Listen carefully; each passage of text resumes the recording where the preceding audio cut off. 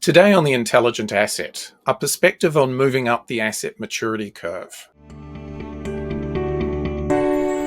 Welcome to The Intelligent Asset, a podcast on digitizing enterprise asset management, developing intelligent interactions, and building systems of intelligence for asset operations. For industry professionals who work in EAM and facilities management across transportation, public sector, utilities, manufacturing, and large enterprises. We want to tie the global challenges we all share to the world of enterprise asset management and how we can all make change for the better, building a more sustainable collective future. And this episode is brought to you by Certus Digital, the region's leading supplier of IBM Maximo, the world's leading enterprise asset management system. I'm Sam Williams, one of the hosts of The Intelligent Asset, and today I'm joined by Maarten van der Zeyden. Well, hello, Maarten. Good to see you. Introduce yourself to the listeners for a short, give us a brief intro. Maarten van der Zeyden. I'm a long-time practitioner of the dark arts of asset management, looking at ways of architecting system solutions to drive better processes for Certus. And I guess listeners may recall you when we had the face-off between the generations, between the Van der Zeydens. So. Yeah, we were hoping for a lot more in the way of fireworks from that, but in the end, we seem to have come to some sort of détente. It's actually helped the father-son relationship quite a lot. Excellent. So today we were going to talk a little bit about continuous improvement in the context of enterprise asset management and some of the specific challenges that customers in this space are facing. So everything from business readiness strategies to asset performance and operational excellence, keeping people safe, turning data into information, utilizing artificial intelligence for operational excellence, and gaining insights to move up the asset maturity curve, along with building sustainable data quality. So maybe, Maarten, where it would be good to start is this idea of gaining insights to move up the asset maturity curve, something or a subject I believe is dear to your heart. One of the many dull subjects that I spend a lot of time thinking about, yes. Dull but important, perhaps.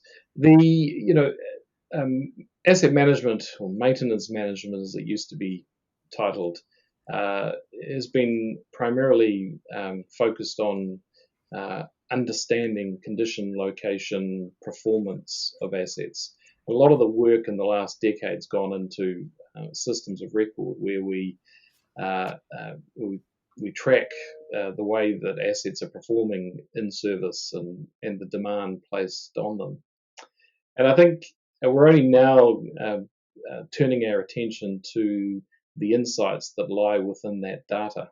So you've got decades of data, and we're starting to focus on how we collect that data, how we curate that data, how we turn that data into insights. And then the really important thing, like, what are we going to do with those insights? How do we action them? So what we're seeing now is that the focus, for years we've been focusing on having systems that allow us to contain data, allow us to build programmatic responses to triggers from within the data, and then add to it some of the peripheral structures like people, their skills, where they are, what sort of tools they have at their disposal, what sort of equipment they have at their disposal, alternatives for assets. So if you can swap out an asset for another type, what can you do? How can you do that safely?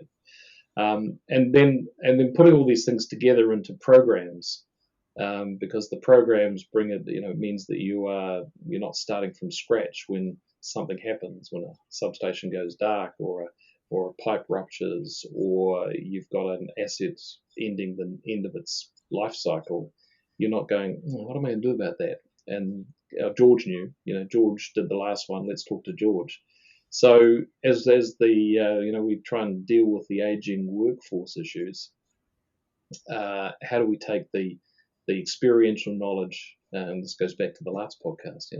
How do we take the way that I would think about something and put it in the hands of a digital native who is far more data savvy, far more technology savvy, but lacks the decades of experience of a George. So that's, I think, where we are, and that, when we talk about the digital transformation and we talk about increasing maturity, that's where we are. We're taking the same data and the same assets and trying to harness historical experience, and our systems need to drive. We've got the data. We need to understand how accurate that data is, how complete the data is, but our systems need to drive the curation of that information into the insights, put it into the hands of people so they can make better decisions and execute better actions. And I guess kind of putting in the context of a patchwork of different levels of maturity across different organizations and asset operations. So one department may be at one level versus another department. Talk to us a little bit about some of the challenges in, if you like, leveling up asset maturity between different divisions. Well, it's the challenge goes all the way through organisations, and in the end has to link from the delivery in the field to the making of strategic decisions or statements of corporate intent at the top end of companies, or perhaps in the regulatory compliance field, which is outside the organisations. That might be government or quasi-government that's setting up the standards for electrical supply or water standards in this case, or telecommunication performance, asset performance. So the systems have to be pervasive. The information has to extend from the field, from the technician who's executing an instruction, right through to the asset planner that's looking 5 to 10 years ahead. So the systems and the information contained within the systems need to be accessible. They need to be curated for particular roles, to support particular roles, and they may be different. Well, they are different systems. Because there are financial considerations, there are people considerations, there are asset and there are operational considerations, and supply chain and materials, and customers. We can't forget that at the end of the line, that the reason to have an asset is to generate a service that's used or consumed by an end user. And if they're not getting what they need, then there's a stream of information that comes in from them, which the organisations have to respond to. So maturity goes across, not just data, not just process and the systems, but multiple organisations as well. And the way that the information is curated and presented will change materially between service providers, asset owners, regulators, customers. And that's the heart of it. The diversity of requirement within delivering maturity. And I guess an example, coming back to that intergenerational aspect of things, is that there are different sets of expectations between, let's say, digital natives and digital immigrants in terms of how that information is presented and how you actually interact with that information. Gone are the days of paper-based work orders as a way of recording information. Likewise, notifications, electronic notifications, and real-time presentation of performance data, from everything to do with analytics through to digital twins and those sorts of things. So talk to us a little bit about the different perspectives that the personas or the people within asset operations are looking for in terms of their use of technology as it applies to processes and moving up the maturity curve? Yeah. Still an easy question to ask and a harder one to answer. My wheelhouse is when I'm trying to solve problems is I look at standards, I look at designs, I look at manufacturer specs.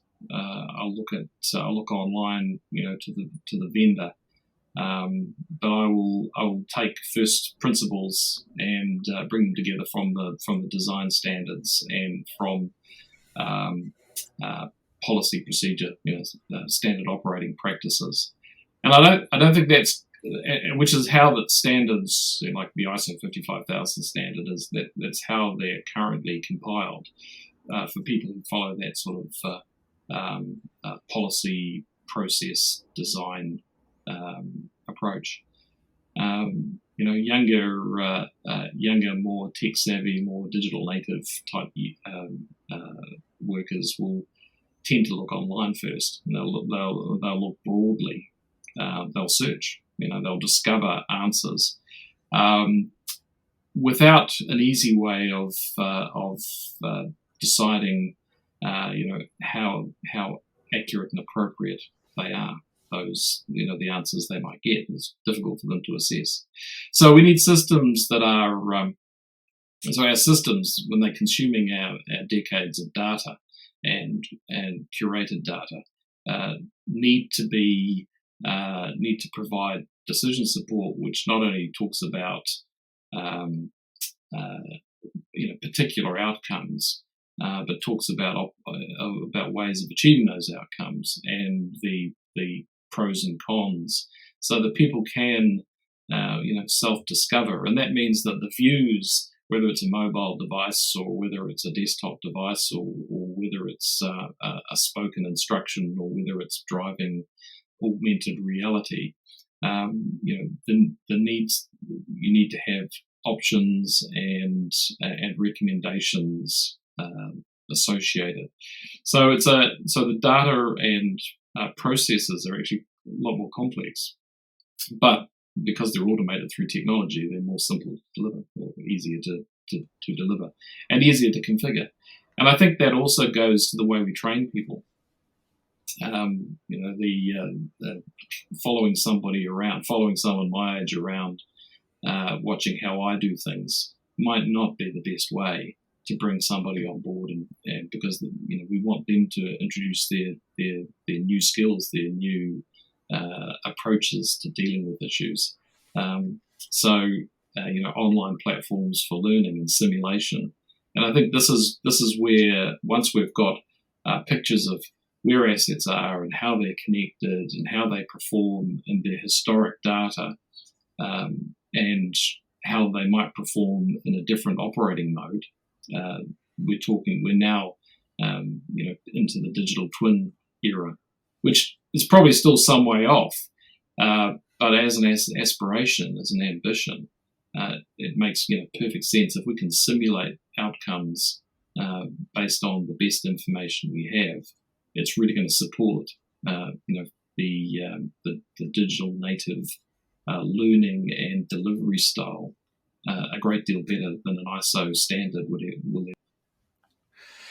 Yeah, in fact, that was what I was going to ask you about next. Was can you just talk us through very simply what is a digital twin and what does it enable you to do? You've kind of touched on it, but for listeners, I always think about it as a game verse, as a simulated universe. The first one I saw, which really blew my mind, was a digital twin of gas turbines. And gas turbines are basically jet engines with connected to a turbo alternator to generate power. And they're really good because they're quite small, they're quite compact, they are quite efficient, relatively efficient, and they can be brought up to up to load quite quickly. So they're great as contributing to peak lopping loads in the power system, for example. Anyway, the digital twin on that GE put together basically had that you could talk to the turbine about how it was performing, how it had been started in the past, how it had been cooled down, its efficiency in operation, and it would recommend the best way to treat it. And this was based on collecting a huge amount of data from all gas turbines of a particular type that were in service, and then collating it and coming up with the best, most efficient, the most economical operating modes that you could run in, so you can simulate. And you could do that with any with a telecommunications network, with water, with a pump, with a furnace, with basically with any device or set of devices that you want to run, air conditioning systems. And so there's the platforms that are developing the tools, the platforms, the modeling algorithms are being developed around simulating the way that assets or a network of assets, portfolio of assets will work. And your users can try different scenarios, different planning horizons, and model what the outcomes might be. Now, that's obviously a great way for planning work, but it's also a great way for training. So people can make mistakes, and which are, of course, is a great learning mechanism, without actually hurting anybody. And what are some of the common misconceptions around digital twins and their value? Well, they're hugely expensive is probably one of the misconceptions. It depends on the scope of what you're trying to achieve. Certainly, there is a bit of technology involved, and there is a bit of time involved in modelling. But these are things that we just need to take progressively, where there are business cases to support it. It doesn't have to be holistic from the beginning.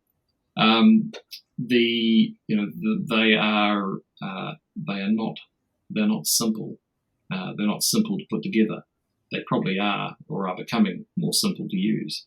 So another misconception is that you need to be highly competent. I guess the best one is ultimately you'll need to be highly competent at what you do, not necessarily how the digital twin works. So if you'd be presented with a dashboard of parameters that you should be able to understand and configure, and work out what the results are of doing that. But I heard about 3 or 4 years ago, the common wisdom was that they're still a decade away. The latest perception that I have is that they're here and becoming more accessible and usable, by the week.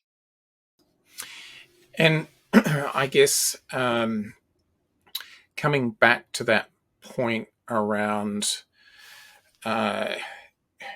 how expensive or otherwise they might be, and certainly when you were talking about the gas turbine example, it sounded like there needed to be quite a large data set to be working with in order to enable it to actually model things meaningfully. Is it fair to say that often or to date we haven't fully grasped just how much data we need to be gathering in order to make them effective? I mean, that's fair, and I don't think we've put anywhere near enough time and effort into not just data quantity but data quality as well. But the when I talked about the decades of maintenance management, and subsequently computerized maintenance management, and then subsequently strategic and enterprise asset management, that's all we've done in the last couple of decades is collect data. Now, so curating it, storing it, making it accessible, and then streaming in data sets that we probably don't put enough attention into, like financial and people-based information, is a task in itself, but it's not insurmountable. And one of the and if there is a good thing about regulation, apart from trying to generate better quality output, regulation drives the collection of data, the correct collection and collation of data. So we have to do it anyway. Asset owners don't have a choice. There's a certain minimum data set they need to collect and collate. So it's about using it. It's about using it, making it available in different modes, having expanding data lakes, integration platforms where we pull mixed source data into, qualify it, quantify it, categorize it, and maintain it over time. I guess that's an interesting segue into asset performance management. So we've kind of touched on, as we move up the asset maturity curve, the idea of systems of record and enterprise asset management, to starting to talk about intelligent interaction in relation to field service apps and the likes of digital twins. Talk to us a little bit about the sorts of things that are either going on or investments that you're seeing being made in the field of asset performance management. It's one of these asset performance management is exciting for an asset owner, for an asset manager, and probably for an asset maintainer is a pretty exciting departure. If we spent the last couple of decades understanding the relationship between the maintenance we did on assets and the performance of those assets, then asset performance management is about acting on that. So taking that understanding of the correlation and doing something about it.